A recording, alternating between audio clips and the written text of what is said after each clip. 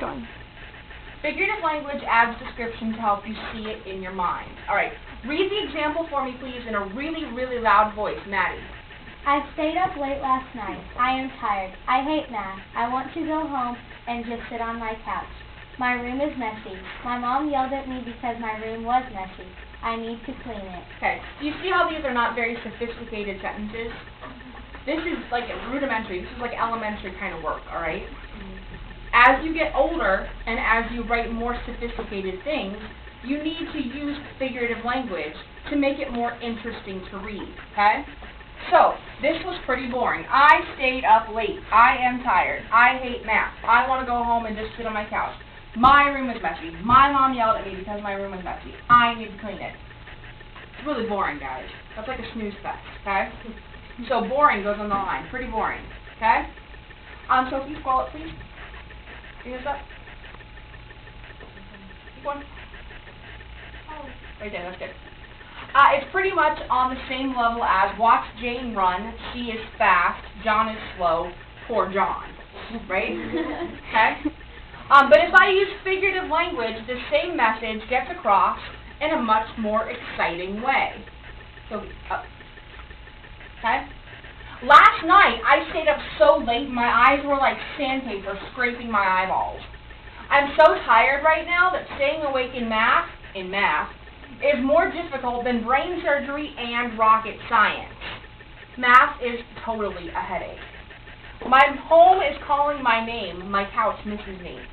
My room looks like a tornado went through it. And last night, my mom screamed at me like she was the girl from The Exorcist whose head spun around while she vomited green pea soup. It was the most awful thing I've ever seen. So I should clean it up before she drops an atomic bomb on me and I can't go anywhere this weekend.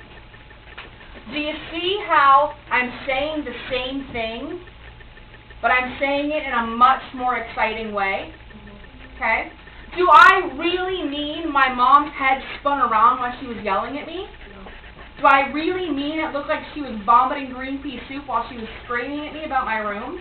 No. Okay? If that happens, call the police. Okay? Do you see how much more interesting this is to read? Do you see how you get a picture in your head? If I don't get my room clean, my mom is going to drop an atomic bomb on me, and my weekend is going to be ruined. Make sense? Okay, scroll up. Okay, here is what I want you to remember. I know that this is spelled incorrectly. I know that this is spelled incorrectly, but there is a reason that it is spelled incorrectly, okay? S-H-A-A-M-P-O-O. It's like shampoo, right? Okay? Always remember, when you read a poem or a story, you should have shampoo with you. Okay? S in shampoo is a simile. It uses like or as to compare or contrast two things.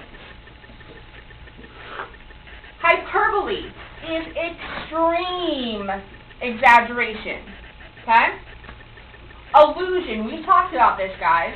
An allusion is a reference to a famous writing, artwork, or play, so on and so forth, from outside of the story.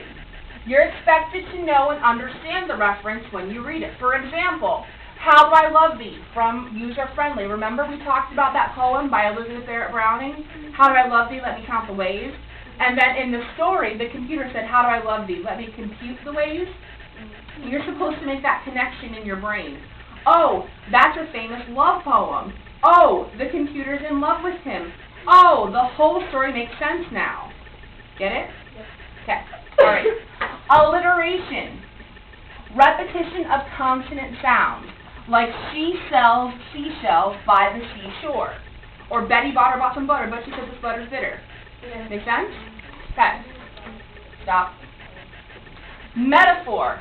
Compares two things, saying something is something else. There is no like or as in a metaphor. Okay? Scroll up, please. Now this one is easy. Personification. What word is inside of personification? What word is inside of personification? Miss Miranda. Person. So it's going to tell you, right? Personification has person inside of it. And you're going to remember that personification gives non-human things human-like qualities. Make sense? Scroll up, please. Alright, oxymoron. Places two opposites beside one another to describe something. Example, I know that you've seen this before, jumbo shrimp.